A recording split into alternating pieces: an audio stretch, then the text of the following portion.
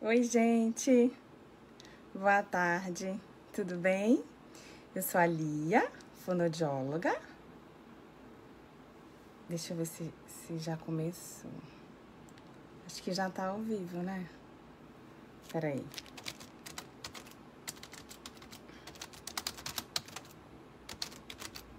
Deixa eu ver se já... Acho que já tá ao vivo. Deixa eu esperar algumas pessoas entrarem. Pera lá. Oi, boa tarde. Então, eu vou esperar um pouco algumas pessoas entrarem para poder me apresentar, tá bom? Daniele, prazer.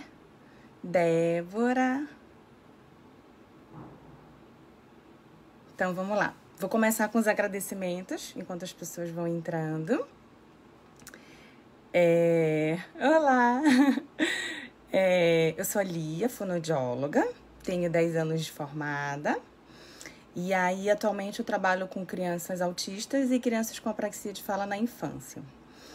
E aí, eu gostaria de agradecer, né, ao Sistema Equipe pela oportunidade para estar dando orientações e esclarecimento, principalmente para as mães e profissionais que trabalham com crianças com atraso no desenvolvimento, principalmente na fala, porque acho que é importante a gente estar divulgando, principalmente agora nesse mês de maio, que dia 14 agora, né, é o Dia da Consciência da Apraxia de Fala na Infância. É um diagnóstico novo, mas aí eu tô aqui para esclarecer sobre conceitos, as causas, né, como é que é feito a intervenção, tá bom? Se vocês quiserem ficar mandando perguntas, e aí podem mandar que aos poucos eu vou respondendo, tá bom? Então, vamos começar. Antes de falar sobre o conceito de apraxia de fala na infância, eu vou falar sobre 3 coisas, tá bom? Sobre comunicação, que é importante, sobre a fala e sobre a linguagem, né? Então, para vocês entenderem e chegarem por que o meu filho não tá falando, né? Então, a gente tem que saber esses 3 conceitos, tá? Para depois eu chegar na apraxia de falar na infância, tá? Então, sobre comunicação. O que é comunicação, né?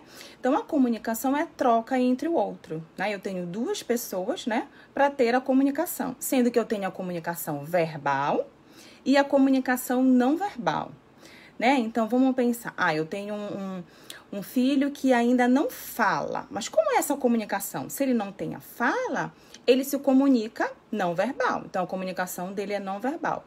E a gente tem que pensar o porquê que essa fala não tá vindo para com que ele se torne, né, tenha uma comunicação verbal. Boa tarde, Gabriela. Um outro conceito importantíssimo, né, também para o desenvolvimento da fala, da comunicação, é a linguagem, né?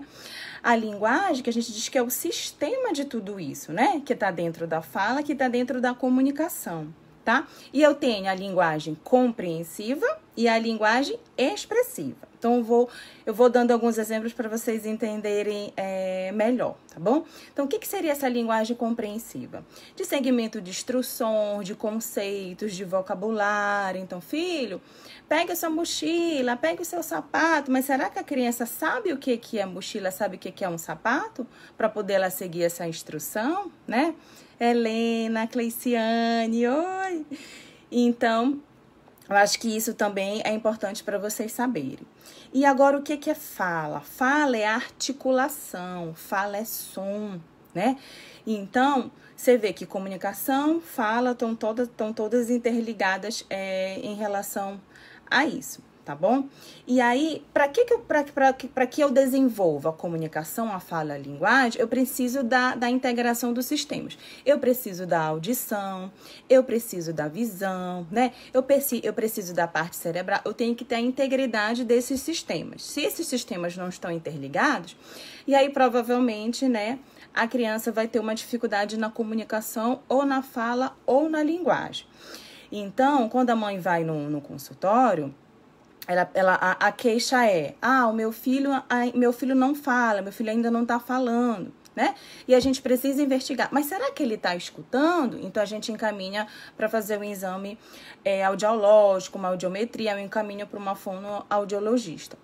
Será que ele está enxergando? Que a gente não tem um costume de encaminhar para um oftalmologista, mas isso é importante sim, né? E a gente encaminha para o médico, né? Para o médico, para o neuropediatra, ou para um pediatra especialista em desenvolvimento, para saber o porquê que essa fala ainda não está vindo. Então, a gente tem que investigar todos esses sistemas que eu falei para vocês, para a gente poder construir um caminho e saber a causa desse atraso na fala. Então, se eu perceber que eu tenho algumas dificuldades, né, em relação à fala ou desses sistemas, aí eu vou montando esse quebra-cabeça. Tá? Então, olha, mas ele entende tudo, mas a fala ainda não tá saindo.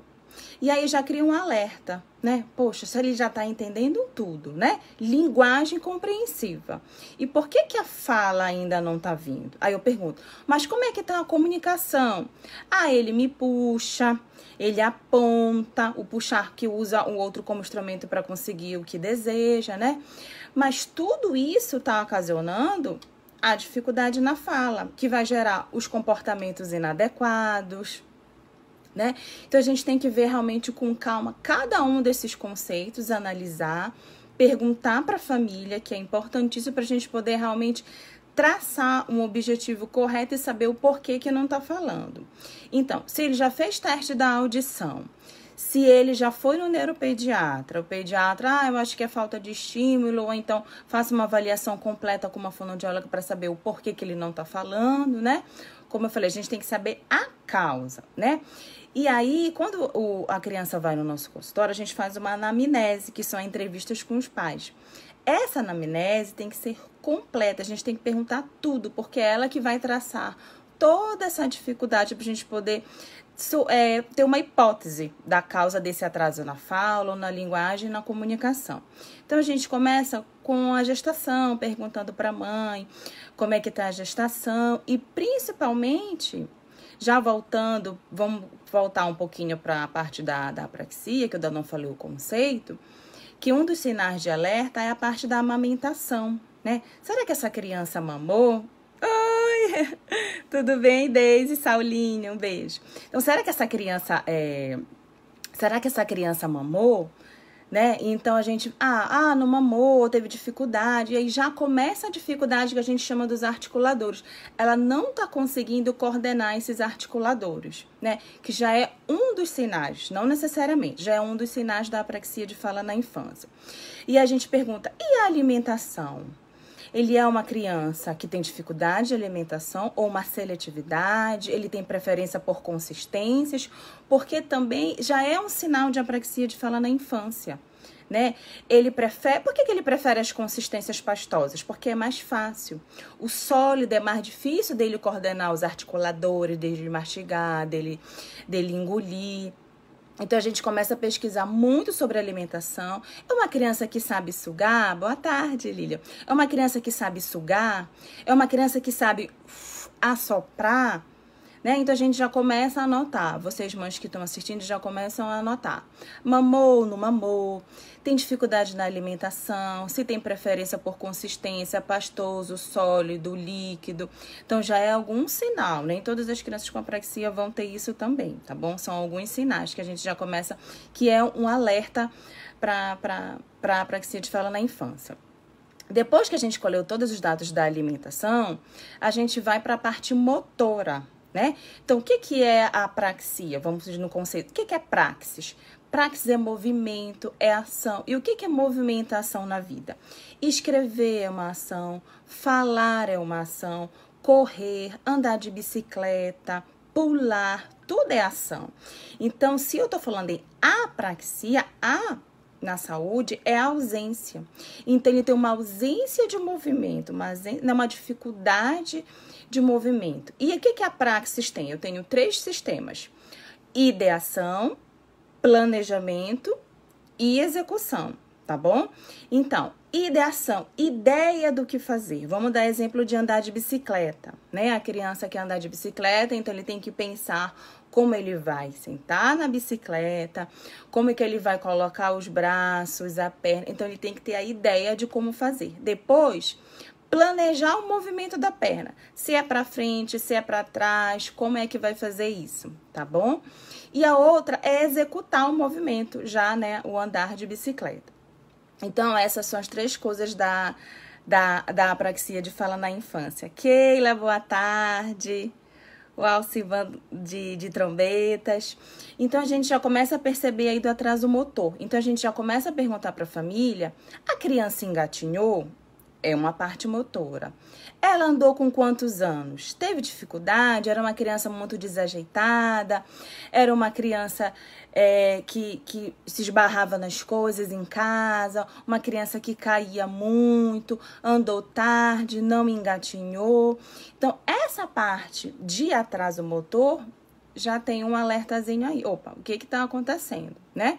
Então, a alimentação, teve dificuldade na alimentação, teve um atraso motor, então, engatinhou, andou, se rastejou, isso tudo já é algum indício de dificuldade motora, não totalmente de praxis, né, de fala, mas uma dificuldade motora. E aí já começa a anotar. Ah, meu filho não teve dificuldade na alimentação, mas na parte que a gente chama do neurodesenvolvimento motor, ele teve uma dificuldade. Opa, já é um sinal de alerta. Converse com seu pediatra. Olha, meu filho atrasou na parte motora. A parte motora influencia e muito na fala. Outro aspecto importante que dá pra gente até chegar nesse diagnóstico de apraxia, então eu falei sobre a parte motora. Outra parte importante também, imitação. Então, o que é imitação? É olhar para o outro, né, e conseguir imitar. Então, eu digo assim, João, faz assim, né? Mateus, faz assim. Então, uma criança que tem muita dificuldade para imitar, já é algum sinal também de dificuldade motora.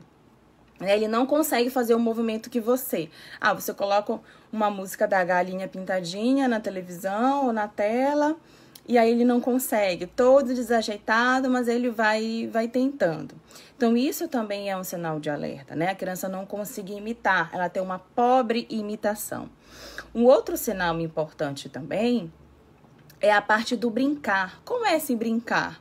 Ah, ele brinca com o mesmo brinquedo, ele não tem a variação do brincar. Por que é a variação do brincar? Eu tenho que ter a ideação, né? Então, eu posso pegar um chocalho, o chocalho pode ser um microfone, né? O chocalho pode ser uma outra bola, tá bom? Então, eu acho que isso também é importante. Eu vou ler aqui uma pergunta da Larissa, e aos poucos eu vou respondendo e vou explicando para vocês. Como buscar orientação na rede pública, né? Muito boa pergunta.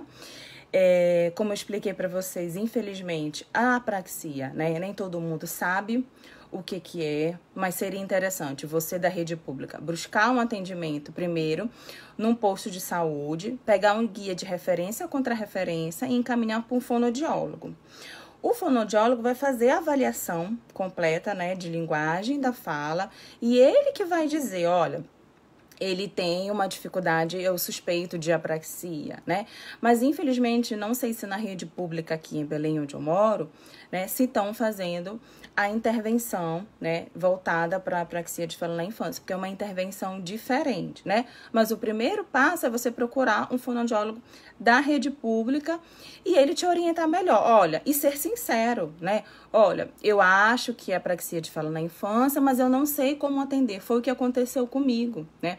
Quando veio o primeiro caso de apraxia de fala na infância para mim, eu fui sincero com o meu cliente, paciente, né? Eu falei para ele que eu suspeitava, mas eu não sabia o que era, né? Eu não sabia como atender. E eu perguntei para a família assim, olha, eu não sei como atender seu filho. Eu sei o que é apraxia, mas eu não fui ensinada, né? Tanto na faculdade, né? A gente não tem recursos brasileiros para a gente atender uma criança com apraxia de fala na infância. E eu pedi essa oportunidade para a família para estudar, né, para poder começar a atender a criança. Então, foi assim que a apraxia de fala na infância entrou na minha vida.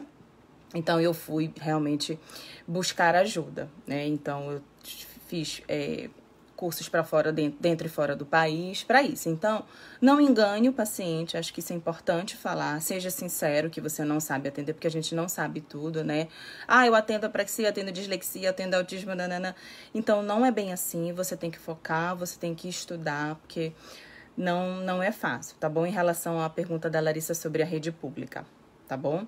Voltando para a parte das características, né, então, desenvolvimento motor, então, procurar sobre o desenvolvimento motor da criança, anotar se tem dificuldade e com um fonoaudiólogo ou com um terapeuta, né, para pesquisar sobre isso. O outro importante, né, que acho que é o principal, é o desenvolvimento da fala e da linguagem, né, que eu acho que é importante sobre o desenvolvimento da fala e da linguagem. E aí, como é que começa o desenvolvimento da fala e da linguagem, né? A gente começa a comunicação do bebê com o choro, depois vem o balbucio de 7, 8, aí já começa um sinal de alerta também. Ah, o meu bebê não balbuciou. O que é balbuciar? É duplicar a sílaba e a palavra, consoante e vogal. Papá, mamá, geralmente a criança faz essas duas sílabas porque é mais fácil, ó, bilabial. Papá, mamá. E aí minha criança não balbuciou, ou então balbuciou diferente. Como seria esse balbucio diferente? Ba, ba, ba, ba, ba. Uma incoordenação oral, né? Já começa a notar. Uma criança também que não fala papai e mamãe. Ah, ela não fala papai e mamãe, né? Um outro ponto importantíssimo para o desenvolvimento da fala e da linguagem seria a parte da inconsistência. O que é inconsistência, né? Então, Lia, tem horas que o meu filho me chama de papai, tem horas que ele me chama de mamãe, tem horas que ele me chama de gagai. Isso é inconsistência. Então, ele vai falando várias palavras para o mesmo significado. Mesmo mamãe, ele vai falando várias coisas. Isso é uma característica principal da apraxia de fala na infância. Então, você que está vendo que o seu filho está atrasado, tem essa dificuldade, vai anotando. Inconsistência de palavras, principalmente porque a criança chama o nome da mãe, né? Então, eu acho que isso seria interessante, tá bom? Então, inconsistência, balbucio diminuído, tá bom? Outra coisa que é importante também sobre o desenvolvimento da fala e da linguagem, né? A criança entende tudo, né? Tem uma linguagem expressiva, entende tudo, mas a fala não está acompanhando. Isso já é um sinal de alerta muito grande, né? Então, ele está entendendo tudo. Ele tem 1 ano e 9 meses, ou ele tem 2 anos e entende tudo, e a fala não está saindo, tem alguma coisa errada grave. Porque né, tinha que acompanhar, tá tendo esse gap entre linguagem compreensiva e a fala, ou a linguagem expressiva, né? Então, esse gap já tem que procurar ajuda. Com que idade, as mães me perguntam, né? Com que idade procurar ajuda, com que idade? A gente precisa realmente conhecer o desenvolvimento da fala e da linguagem. Com 1 ano e meio, a criança já está falando, já direcionando palavras com significado para papai, para mamãe, para água. Se isso não está saindo, leve ao pediatra e fale, olha, doutora ou doutora, meu filho já não está falando mais isso, né? Ou você não acha que ele deveria estar falando mais? Eu estou percebendo que não está acontecendo com meu filho. Será que eu devo procurar, né, uma ajuda com o fonoaudiólogo? E aí ele vai dizer, se você lhe dizer, não, espera mais um pouco. Na minha opinião, acho que não existe esperar mais um pouco, né? Acho que a intuição, mãe, sabe o que acontece com seu filho, você que vive o dia a dia do seu filho. Busque ajuda, busque referências. Você conhece algum fonoaudiólogo que trabalha com criança pequena? Porque alguns planos de saúde, algumas pessoas não atendem crianças com menos de 2 anos ou de 1 ano e meio, né? Não sei porquê, mas eu acho que é válido, sim, a gente começar a atender crianças pequenas por causa da intervenção precoce, por causa da plasticidade cerebral. Então, a gente precisa começar a atender essas crianças e começar a orientar os pais a estimular quanto mais cedo, melhor para essas crianças, tá bom? Então, se você tá percebendo que essa criança não tá balbuciando corretamente, fez 1 ano e 9 meses, tem um gap da linguagem expressiva e compreensiva, procure ajuda. Então, procure um fonoaudiólogo para orientar e explique, olha, meu filho está compreendendo tudo e a fala não está saindo. Então, a gente tem que fazer uma avaliação completa e investigar o porquê que não está saindo, né? Então, existem várias causas do atraso na fala e da linguagem, né? Existe a dificuldade, a falta de estímulo, né? Existe também. Existe a criança quando tem um atraso simples, existe os transtornos, né? E uma dessas causas, agora que eu vou chegar, né? Uma das causas também desse atraso é a apraxia de fala na infância, tá? É um diagnóstico raro, não é todo mundo que tem apraxia de fala na infância. A gente tem que ter cuidado em relação a isso, com esses superdiagnósticos de apraxia de fala na infância. Então, você tem que buscar profissional que tenha qualificação e saiba avaliar e diagnosticar, porque é só o fonoaudiólogo que faz o diagnóstico de apraxia de fala na infância, tá? Quando criança, com menos de 3 anos, a gente suspeita e já começa a avaliar e já começa a conversar com os pais. Olha, eu suspeito, como chega para mim, né? Com crianças de 1 ano e 2 meses, que teve um atraso motor significativo. E aí eu já começo a explicar para os pais o que seria, mas que eu não posso fechar diagnóstico em relação a isso. Mas eu começo a fazer a intervenção precoce, que a gente chama de terapia diagnóstica. Eu faço a terapia voltada para a apraxia de fala na infância, que eu vou explicar mais para frente como é essa terapia. Peraí que tem uma pergunta aqui da Tainara. E uma criança com apraxia de fala na infância na escola, como os professores devem intervir? Perfeita pergunta, Tainara. A Tainara é uma pedagoga que trabalha comigo, que me ajuda também, faz parte da minha equipe. Eu vou muito em escola, né? E na grande maioria, infelizmente, as professoras não sabem o que é, né? Então, quando eu vou lá explicar, olha, minha criança, eu tô aqui por causa que a minha criança tem uma apraxia de fala na infância, e as professoras dizem assim, um atraso simples? Não é um atraso simples, né? Então, eu me disponho a dar entrevistas, palestras, de explicar o que é, porque ainda não chegou, infelizmente, nas escolas. Escolas, atenção. Vocês estão vendo aqui que o sistema de equipe tá proporcionando para vocês conhecimento. Então, busquem informação. A apraxia de fala na infância é um transtorno neurológico, não é um atraso simples de linguagem.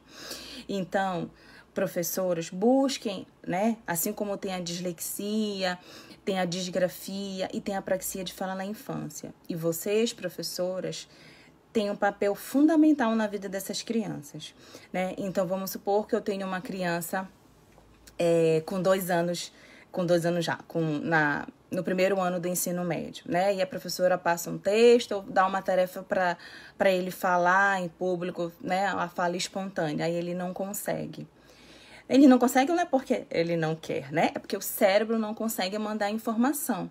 Então, eu tenho que fazer uma prova diferenciada, eu tenho que dar atenção melhor para essa criança.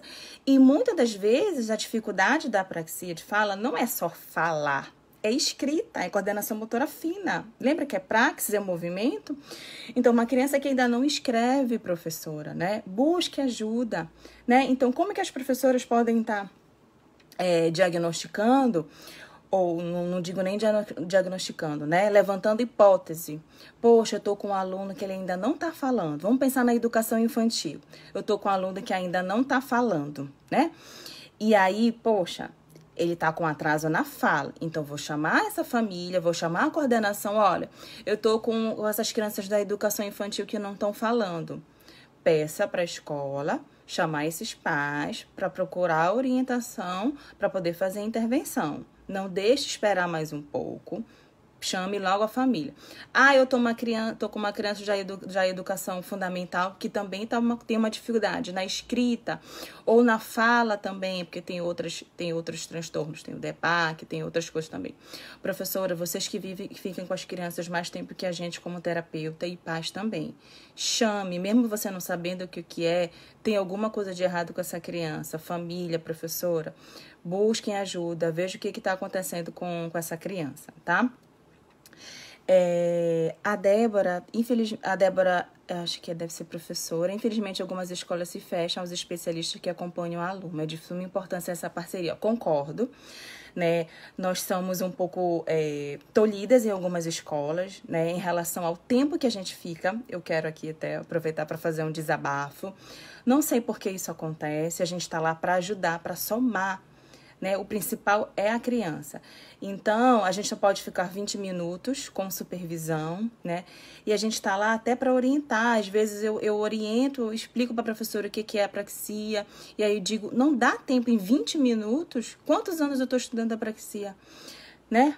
Uns 9 anos, sim, 6 anos, não sei ao certo. Mas como é que em 20 minutos eu vou orientar a professora, observar a criança e explicar para a professora o que é e como ela vai me ajudar? Não existe isso. Então, eu não sei o que acontece. Eu queria entender por que essas escolas bloqueiam realmente os profissionais. A gente está lá para ajudar. A gente não está para fiscalizar o trabalho de vocês. A gente está para ajudar, para somar, que o principal é a criança, o seu desenvolvimento, e elas dependem da gente. Tá bom, Débora? Eu gostei da sua colocação. Outra coisa, tá. A Bárbara está perguntando características antes de 2 anos. Isso é importantíssimo. Então, uma característica principal é a vocalização ou balbucio diminuído. Então, tem um balbucio diminuído, tem uma vocalização diminuída, e mesmo se tiver balbucio, é diferente, que eu falei para vocês, é um balbucio diferenciado. Tem uma incoordenação oral. Uma outra dificuldade antes de 2 anos pode ser dificuldade na alimentação, rejeita alguns tipos de alimento, consistências, tem pobre imitação, teve um atraso significativo na coordenação motora grossa, já é um sinal. Então, você vai listando, tem vocalização diminuída, pobre imitação, pobre variação do brincar, né, e pobre coordenação motora fina, já é um sinal de apraxia de fala na infância, ou um atraso motor, que é um outro diagnóstico que depois eu vou explicar para vocês. Então, já é um sinal. Então, opa, se meu filho ainda não está falando, e uma outra coisa muito importante, que eu até ia esquecendo de falar, é a busca articulatória, aquela criança que fica tateando, buscando o movimento, se esforça para falar, ele busca o movimento, você vê que a boca dele fica, mas ele não consegue. Então, já é algum sinal de 2 anos também. Uma criança que não mexe a boca. Então, eu estou fazendo onomatopeia, que são os sons dos animais. Então, como é que o gato faz? Miau, certo? Seria miau. E a criança faz iau. Como é que o carro faz? Bi. Mas a criança faz i. Que não articula, não mexe a boca. Vamos falar as vogais? A, E, I, O, U. E a criança faz A, E, I, O, U. Não mexe a boca. Então, a criança já tá mostrando pra gente que tem alguma coisa errada, né? Não tá articulando legal. Então, já é um sinal também, tá bom? A Tâmara tá falando como ajudar uma criança com essa suspeita, vista a possibilidade de procurar ajuda neste período de pandemia. Hoje, no Brasil, nós temos uma associação, que é a Abrapraxia, né? Nessa associação tem cartilha dos pais, tem as características, e aí, como realmente não tem como procurar um profissional, né? A intervenção é um pouco diferente, então tem que ser com fonoaudiólogo capacitado, mas vamos ver assim, né? Como eu falei para você. Se a criança, meu filho, por que eu acho que ele tá com suspeita de apraxia de fala na infância? A fala tá muito aquém da linguagem e da comunicação. Aí eu já vejo uma suspeita. Mas, como é que eu posso ajudar com uma criança com menos de 2 anos? O que a gente ensina com uma criança com menos de 2 anos? A gente ensina o som dos animais, né? Passe um batom vermelho que chame a atenção. Mostre para ele, filho, olha como é que o carro faz. Bi. Então, se ele faz i, filho, mas olha como é que é a boca da mamãe é bi. Vamos fazer junto? Eu vou lhe ajudar, filho. Sempre dando esse feedback para ele. Filho, ó, bi. Então, a gente pode ensinar as onomatopeias, a gente pode ensinar as vogais. Tem um método da boquinha, que é o visual. Então, a gente tem que ensinar várias técnicas. O visual, o auditivo, o tátil sinestésico, que é uma técnica chamada prompt, que é exclusiva para o fonoaudiólogo. Mas você pode ajudar. Filho, vamos ajudar? Eu vou lhe ajudar. Olha só como é que é a boca da mamãe. Agora é a sua vez. Faça comigo. Entendeu? Acho que isso é importante. Mas anote, não deixe de estimular, porque vai passando o tempo. tá? Então, estimule em relação a o que uma criança de 2 anos tem que fazer. Já tem que formar algumas frases, mas se seu filho ainda não consegue, vá para as vogais, onomatopeias, tá bom? Um outro ponto importante também antes de 2 anos, será que ele consegue fazer alguns movimentos com a mão? Então, 1, 2, 3 e já! E a criança com apraxia não consegue fazer os movimentos com a mão. Então, ele fica todo desajeitado, não consegue fazer. Tipo, o movimento de legal, o movimento de 1, 2, 3 e já é uma das características.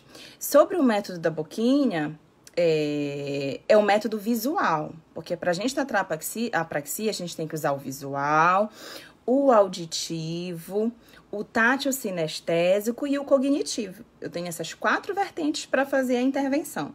Então, como você não tem um fonoaudiólogo por perto, vamos trabalhar primeiro o visual para ele saber como é a boca e mostrar para ele que a boca dele não está correta. Lembrando que ele não consegue fazer o movimento, tá bom? Eu já vou falar sobre a diferença de apraxia e dispraxia, tá bom? Então, eu vou falar primeiro o conceito, o Alexandre, né? Carlos Alexandre, eu vou falar primeiro sobre o que é a apraxia de fala na infância, tá bom? Então, o que é a apraxia de fala na infância? É um transtorno neurológico motor da fala, tá bom? Então, o cérebro não manda informação para a boca, tá? E aí, ele tem uma dificuldade na programação e planejamento. Então, ele não consegue fazer o movimento, tá bom? Então, eu vou fazer... fala pra mim. Aí ele... né? Ele não sabe o que fazer com a boca, ele fica perdido. E algumas crianças percebem isso e travam, né? Percebem que não tá conseguindo e acabam, né? Travando, não querendo mais falar. Então, converse, filho, eu vou lhe ajudar. Ou então, se ele tentou, que legal, você tentou. Esse feedback é importantíssimo para a criança, tá? Então, eu tenho outros tipos de apraxia, tá? Eu tenho a apraxia de fala na infância, que eu expliquei o que é, e eu tenho a apraxia oral. O que seria essa apraxia oral? A apraxia oral A apraxia oral é quando a criança tem a dificuldade nos órgãos fonoarticulatórios. Então, o que seria? Então, eu falo assim, José, faz assim pra mim, ó. José, faz assim pra mim, ó. Com os movimentos orais, a criança não consegue fazer nenhum movimento com a boca. Então, a criança tem uma apraxia oral, tá bom? A criança pode ter apraxia oral e pode ter apraxia de fala na infância, tá? Um outro conceito seria a apraxia global ou a dispraxia, que o Alexandre perguntou, ou a dispraxia global, tá? O que seria? Seria a dificuldade como um todo. Dificuldade na coordenação motora fina, na coordenação motora grossa e principalmente na coordenação motora grossa, que chama de dispraxia. Tá bom? Que os TOs ou TDC, outro transtorno da coordenação, tá bom? É dificuldade motora. A criança tem dificuldade motora. Essa é a diferença, tá bom? Da apraxia e para dispraxia, tá? A apraxia é da fala e a dispraxia é a dificuldade motora, tá bom? Um abraço pro Porto Trombetas, tá bom? Peraí que tem mais uma pergunta aqui. Então, a gente falou sobre o conceito e a gente vai falar sobre as causas, que eu acho que é o mais importante, né? E aí, quais são as causas da apraxia de fala na infância, né? Então, se eu já fiz a anamnese, não é a dificuldade na audição, não é o cognitivo, não é o visual, não é por falta de... Por que o meu filho ainda não conseguiu falar, né? E aí, como eu recebo clientes no consultório, poxa, já passou por 5 fonos e meu filho não está evoluindo. Esse passar por muita gente já é um sinal que tem alguma coisa errada, né? Sinal que a intervenção, a terapia foi incorreta, porque não é possível. Passou por tudo isso, tá? Anos de intervenção e não melhora, né? Como a apraxia é um diagnóstico difícil, né? A intervenção é difícil, a pessoa tem que se capacitar. E aí, mães e pais, um apelo para vocês. Se a criança está 1 ano com o profissional e ainda não evoluiu, se pergunte o porquê, converse com o profissional, me ajude, por que ele não está evoluindo, será que não é uma outra coisa? Tá bom? Sempre converse com o profissional, porque eu acho que isso que é importante, tá? Então, quais são as causas da apraxia de fala na infância. Uma das causas principais que a gente diz, né, que ainda não, que a gente chama de idiopática, que não tem uma causa específica, né? Mas tem estudos recentemente, né, que a apraxia tem a ver com a parte genética. E já tem várias crianças fazendo o exoma, que já tem alguns genes para apraxia de fala na infância, e está muito interligado, né? Então, essas são uma das causas da apraxia de fala na infância, tá? Um outro ponto bem importante também, né, é a relação da apraxia com outras comorbidades, né? Então, quais seriam essas outras coisas, né?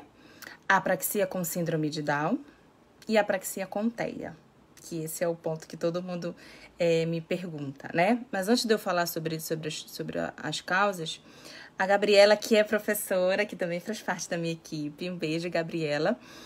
Onde os professores podem encontrar orientação e qualificação para trabalhar com essas crianças? Importante, né? Se você é professor que está aí assistindo de educação infantil ou de educação fundamental, peça para a escola chamar um profissional, um fonoaudiólogo, para estar orientando vocês como um todo, porque a gente não tem só apraxia, né? Então, chame esse profissional para dar palestra, orientar os professores como intervir na educação infantil, né?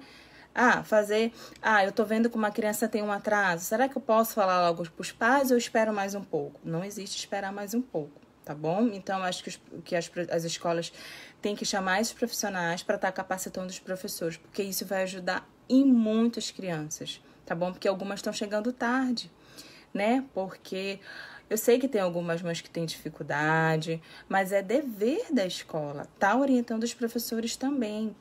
Não culpa os professores buscar a qualificação fora, porque os cursos são muito caros, né? E eu sei que os professores não têm uma renda como tinha que ser, né? Ganham pouco, os cursos são muito caros. Então, chame o profissional e qualifique a sua equipe. Quem ganha é a criança e vocês, tá bom?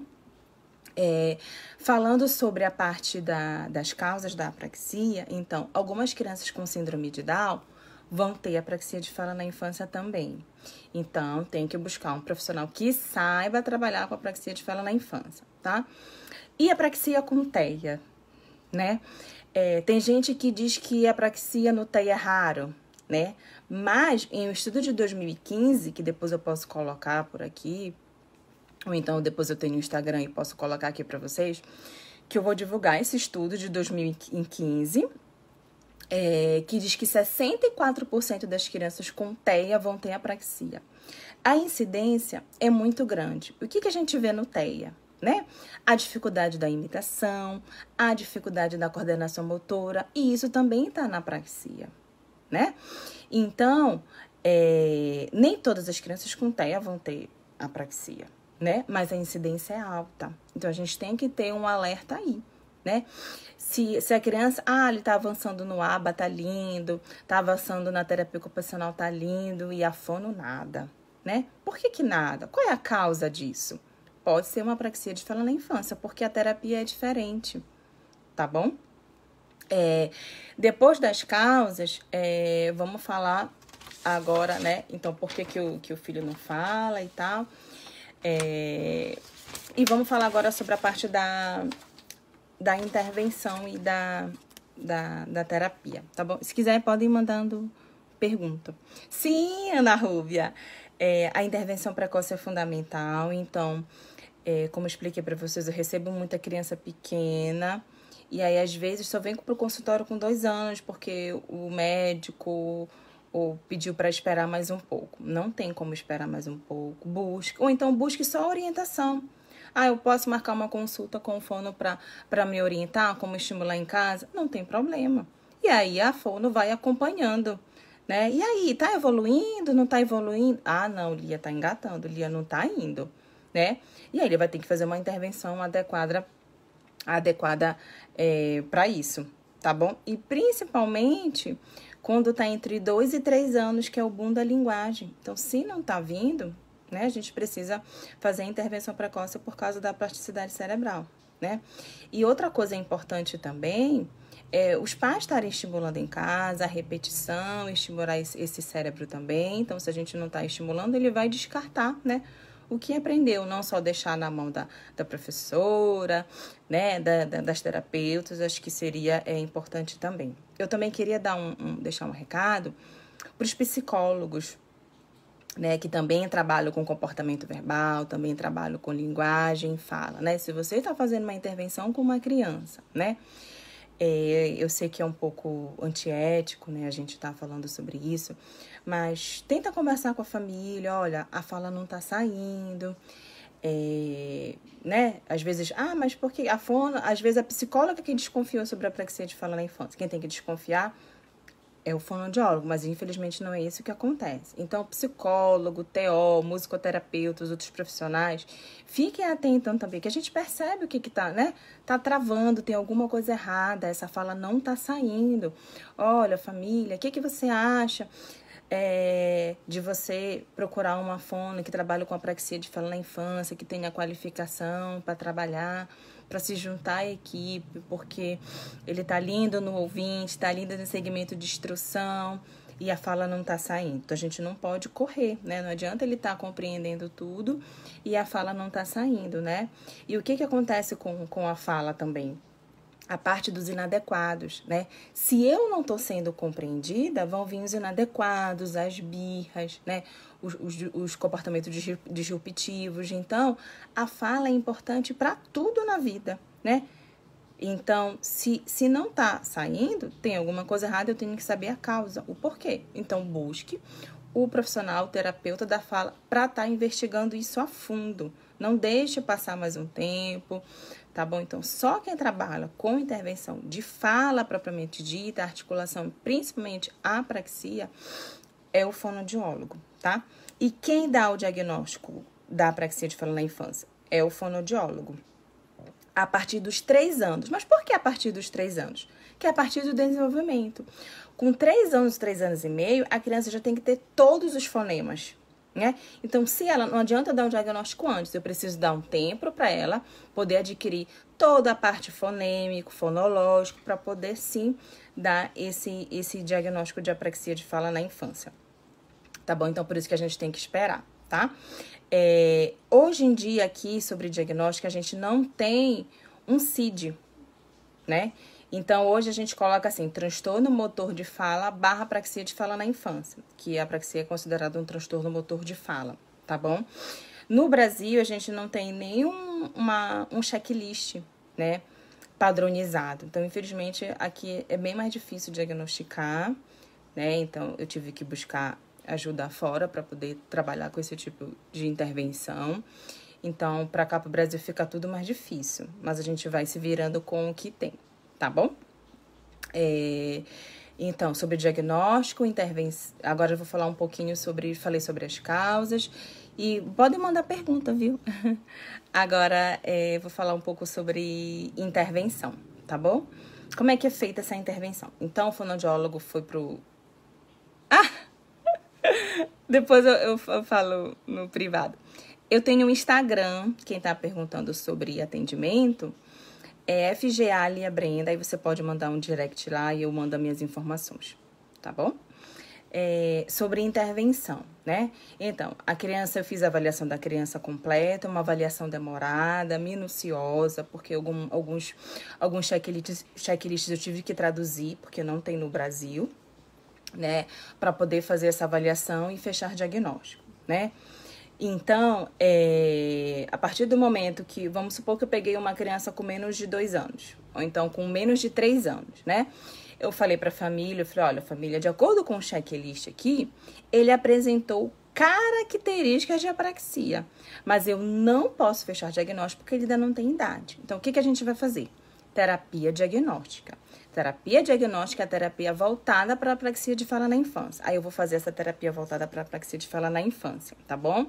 E aí depois de 3 anos, eu falo, olha, família, agora sim eu consegui fechar diagnóstico. Realmente ele tem apraxia de fala na infância. E o que acontece com a minha prática, né? Eu comecei a fazer a terapia diagnóstica, a criança começou a evoluir. Em 6 meses é certinho, eu tenho dados. Com 6 meses a criança começa a evoluir. E aí eu falo pra mãe, olha, a criança é outra. E a mãe fala assim, nossa, fiquei 1 ano e meio com uma fone e não evoluiu. Por que não evoluiu? porque a terapia estava errada, né? A terapia para apraxia de fala na infância é diferenciada. Eu preciso saber atender uma criança com apraxia de fala na infância. Se a criança tiver apraxia e fazer uma terapia fonoaudióloga convencional, ela não vai evoluir. Fiquem atentos muito a isso, porque é importante, tá bom? Uma pergunta da Helena. Uma criança de 2 anos que só aponta, tem compreensão, mas não fala, faz só terapia. Então, tem que ver, olha só, a comunicação dela tá só o apontar. Ela tem uma boa compreensão e a fala não tá saindo. Lembra que eu falei logo no início sobre comunicação, linguagem e fala? Qual é o déficit maior? É a fala. Aí eu tenho que saber a causa. Então, eu tenho que chegar com esse profissional ou com essa família, ou buscar ajuda e dizer assim, olha, eu tenho que saber a causa. Será que é apraxia ou será que é um transtorno do desenvolvimento da fala e da linguagem? Para poder dar a terapia correta, né? Se ela tá com uma comunicação não verbal, é devido ao atraso na fala. Então, eu tenho que consertar o que primeiro? A fala, tá bom?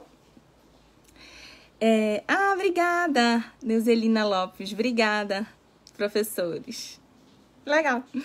Márcia, beijão, Márcia. Boa tarde. E as crianças que estão em intervenção de apraxia, menores de 4 anos, como fica nesse momento de pandemia? Difícil. Infelizmente, eu não tô... As minhas crianças, a maioria, é dificuldade na fala, né? E como a gente tem técnicas específicas para isso, né? Que a gente tem o prompt, que a gente toca na boca da criança, mostrando como é o movimento. Então, vou fazer o A, vou fazer o E. Eu mostro para ele como é a boca. Eu não tenho como fazer online, porque eu tenho que tocar. Lembra que uma das terapias é tátil sinestésico? Eu mostro para ele. Vamos falar pato? Pato. Eu mostro para ele como é o movimento. Então, treinar online... difícil, tá muito difícil. Mas a gente pode trabalhar outras coisas, né, com essas crianças menores de 4 anos. A gente pode trabalhar linguagem, a gente pode trabalhar comunicação. Na linguagem, eu posso trabalhar semântica, a fonologia. Semântica, eu posso trabalhar, o que tem na cozinha, o que tem na casa. Outras coisas para estar complementando a fala. Então, vou trabalhar utensílios da casa. Eu vou trabalhar sofá, cama. E aí, quando começar... Se Deus quiser, isso vai passar. Quando começar a terapia já com a fono, para trabalhar a fala, aí eu vou trabalhar cama. Você quer dormir? Onde você dorme? Na cama. Né? Então, a criança não fala cama. Aí eu vou trabalhar prompt fala para com que ele fale cama. Mas antes ele tem que saber o que é uma cama. Entendeu? Então, eu posso trabalhar outras coisas em casa, pedindo para a família, né, para depois fala tem que ser realmente só com fonoaudiólogo, porque a gente tem técnicas bem importantes e específicas para isso, tá bom? Como que o prognóstico nos casos de apraxia? Existe uma média de duração de acompanhamento? Importante, Tassiana, obrigada. Tassiana é uma musicoterapeuta maravilhosa. O que eu percebo das minhas crianças, né, que estavam com outros profissionais e não estavam evoluindo, depois de 6 meses começaram a evoluir. A tendência é melhorar, né? Melhorar muito. Só que a apraxia não vem sozinha, como a gente diz. A gente tem apraxia pura, até esqueci de falar pra vocês. A apraxia pura é rara, eu acho que eu não tenho nenhum paciente com apraxia pura. A apraxia pura é a apraxia que não tem comorbidade. Só que o que acontece com as minhas crianças de apraxia que estão crescendo? Vão vindo dificuldades de aprendizagem. Olha aí, professoras, para ajudar a gente. Então, por isso que a gente vai na escola, viu? Para estar ajudando vocês.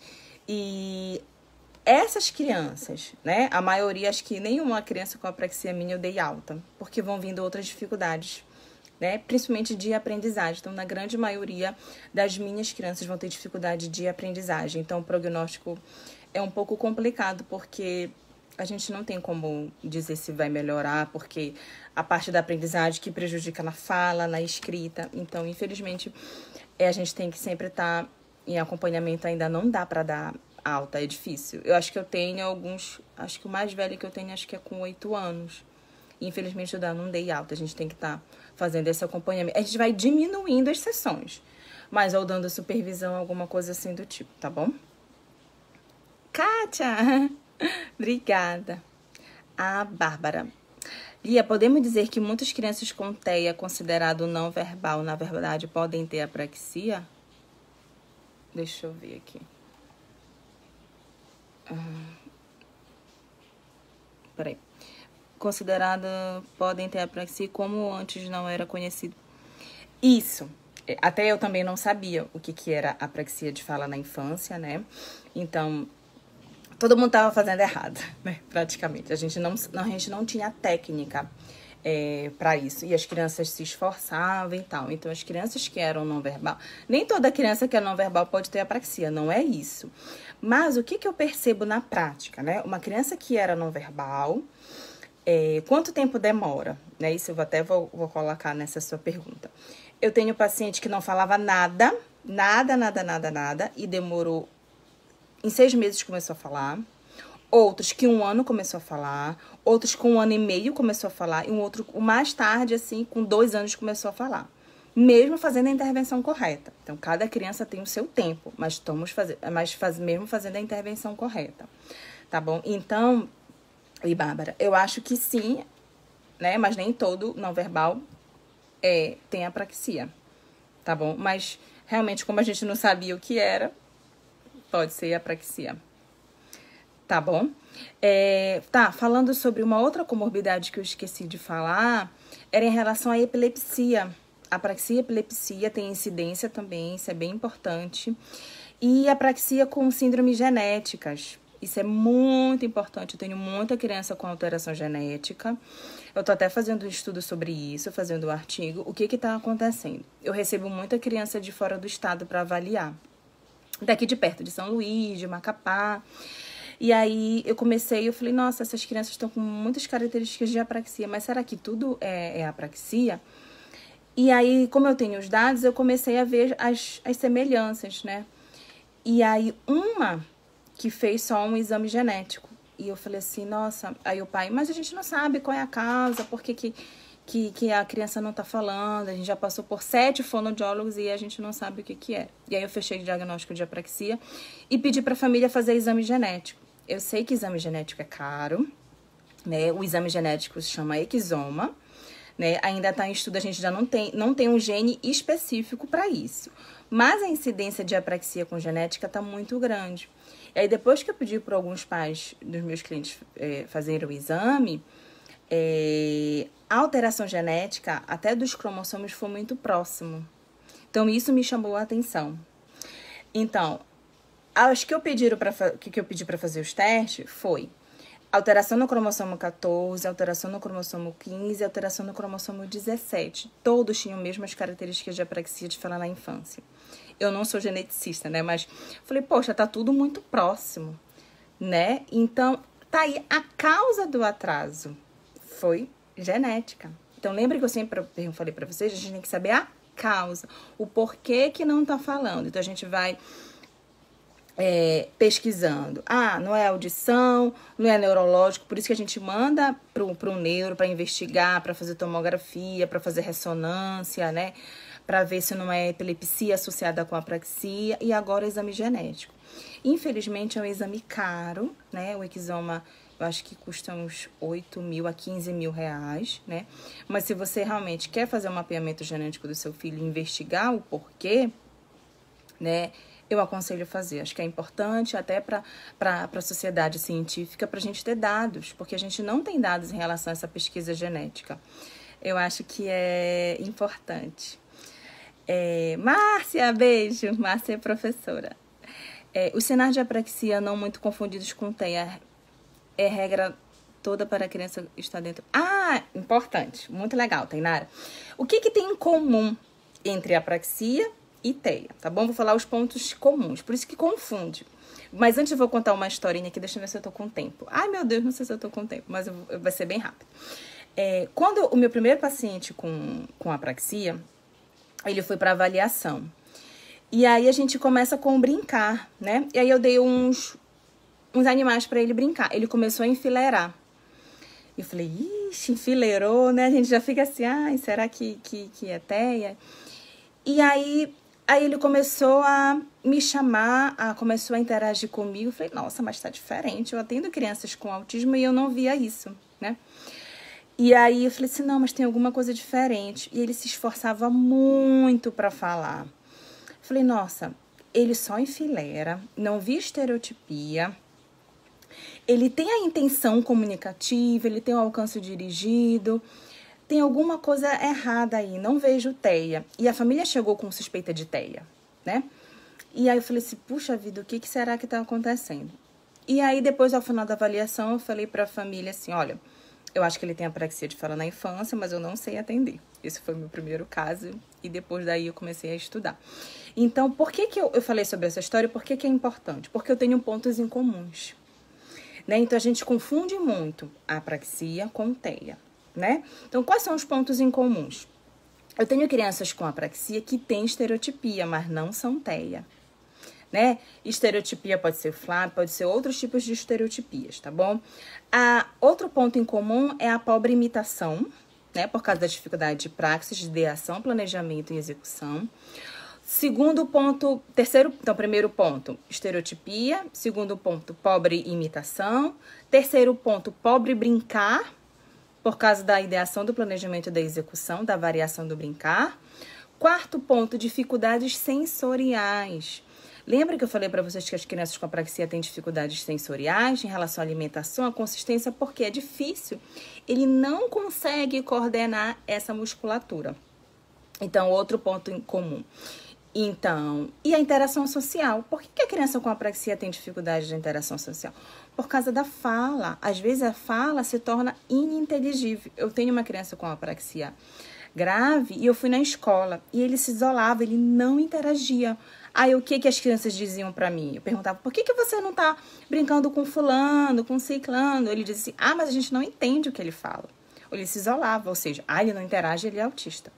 Não é assim. Então, por isso que confunde. Por isso que você tem que fazer uma avaliação completa de linguagem com o fonoaudiólogo para poder fazer essa diferença, tá bom? A Daisy, que é a mãe de uma criança, mas quando você diz que tal criança com tantos anos começou a falar, mas nós mães ficamos ansiosos porque a gente acaba achando. A regra não é para todos. Como eu falei, na minha prática clínica de atender só crianças com transtorno de fala, não é nem a grande maioria. Uns começaram a falar com 6 meses, outros começaram a falar depois de 1 ano de intervenção, de 1 ano e meio, de 2 anos. Eu não sei. Quem me dera se realmente eu soubesse, eu gostaria muito. Quem me conhece, eu dou a minha vida, né, para essas crianças. Me esforço muito. A terapia de fala é uma terapia cansativa, a gente fica com dor aqui, se esforça, dor no pescoço, dor em tudo. A gente se esforça ao máximo, é persistência e paciência. Mas às vezes a gente, né, não consegue alcançar o objetivo que é falar. Eu sei que é a angústia de todas as mães, mas infelizmente a gente não tem essa resposta, né? Se todos vão falar, se todos não vão falar, se vão falar por poucas coisas, né? Infelizmente a gente não consegue, tá bom? Teve uma que não tá... Vocês estão me ouvindo? Teve uma que disse que não estava conseguindo escutar. Nesse caso, não fecharia o tripé do autismo? Pois é. Então, fica muito... Não sei ao certo, Bárbara. Em relação a isso, a gente ainda fica com dúvida em relação a isso. Tá bom? Mais alguma pergunta? Porque eu acho que tá acabando, tá? Outra coisa que eu queria falar um pouco para vocês. Primeiro, dar um recado para os profissionais, né? Que é um alerta, um cuidado. Então, cuidado quando você diz que atende apraxia, porque eu viajo o Brasil todo e fora do Brasil me qualificando. E nem todo mundo tem a qualificação que deveria ter, porque é uma terapia difícil, né? Então, só cuidado, porque quem é mais prejudicado são as crianças. Então, esse é o recado que eu queria dar, até um desabafo, tá bom? Nem todo mundo atende tudo, então não veja como competição, né? Cuidado com essa competição, com a inveja com o outro, né? Pense na criança. Então, se você não sabe, peça ajuda, peça supervisão, como até hoje eu peço supervisão, eu não sei tudo. Então, peça ajuda, pergunte pro profissional. Eu acho que a fulana atende apraxia, então encaminhe para ela, não tenha medo de perder o paciente, tá bom? Porque eu acho que eu vou ficar até emocionada, porque só quem perde é a criança. Então, encaminhe para o profissional certo, tá bom? Um outro recado que eu queria dar era para as escolas. Eu queria parabenizar o Sistema Equipe. Ofereçam capacitação para os professores, não só na parte fonoaudiológica, mas na parte psicológica, né, de terapeuta ocupacional. Chame os profissionais para dentro da escola, porque a gente, né, unido é mais forte, acho importante. Como eu já falei, eu já fui em várias escolas, eu posso fazer até palestra de graça, não tem problema. Ano passado eu fiz uma palestra de graça em Belém, né?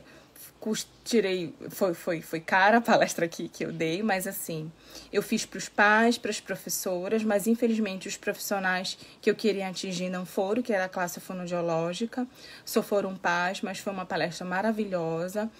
Então, eu me disponho aqui também às escolas de Belém para dar capacitação de graça, porque eu acho que a informação é em primeiro lugar. Chame outros profissionais também, eu acho que isso é importante. Chamar o fisioterapeuta, o fonoaudiólogo, chamar o psicólogo. A gente precisa se unir. Cuidado com quando receber a gente, não deixar a gente só 20 minutos, né? Eu acho que a gente não precisa disso, a gente tem que realmente compartilhar conhecimento. Eu acho importante isso, seguir as orientações. A gente não tá ali para vigiar ninguém, a gente tá ali eu acho que para somar, tá bom? Um outro ponto importante, né, falando sobre a escola, como eu falei, eu me disponho a dar palestra de graça para as escolas. Porque, como eu falei para vocês, né, as professoras ganham muito pouco. As professoras que eu conheço, eu vivo mandando curso, elas dizem, Lia, a gente não tem dinheiro, e eu sei que elas não têm dinheiro, porque eu sei que são caros, então eu tô aqui me disponibilizando, tá bom? Eu queria dar um outro recado para as mães de crianças que estão com filhos com atraso na linguagem, na fala e na comunicação. Não esperem mais um pouco, tá bom? Procurem. Primeiro, pode ser um médico ou um fonoaudiólogo que tenha experiência, que tenha indicação, que saiba, né, para a gente poder começar essa intervenção precoce o quanto antes. Pode ser com 1 ano, com 8 meses. Não tem problema, não deixe esperar mais um pouco. Se você está sentindo no seu coração que tem alguma coisa de errado com seu filho, busca ajuda. Pode ser apraxia, pode ser autismo, pode ser o que for. Não tenha medo, mas procure ajuda. Eu acho que já tá acabando. Mas se vocês quiserem mandar mais alguma pergunta, eu agradeço de coração. Agradeço primeiramente ao Sistema Equipe pela oportunidade. Agradeço a minha equipe, né, de fonoaudiólogos, de pedagogos que me ajudam, porque uma andorinha, né, não voa sozinha, né? Acho que a gente precisa se unir como equipe. Acho importante a gente compartilhar conhecimento, né? Eu queria agradecer às professoras também, a todo mundo que me acolheu. E vamos ficar juntos, vamos se unir, professoras, família, né, para ajudar essas crianças, porque elas não têm culpa e elas dependem da gente. Então, vamos fazer o possível e impossível, né, para estar ajudando. Então, as pessoas, as escolas que quiserem, eu me disponibilizo a dar palestra de graça, a orientar. Então, me procurem, tá bom?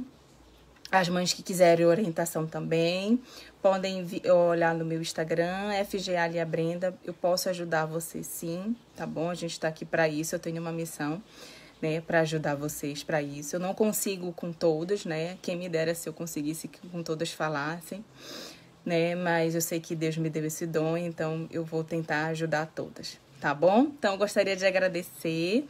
Não sei se eu consegui explicar tudo, tá bom? Mas busquem um profissional qualificado, capacitado e que tenha experiência e com indicação para trabalhar com crianças com apraxia de fala na infância, tá bom? Beijos, fiquem com Deus e fiquem em casa, tá? Tchau!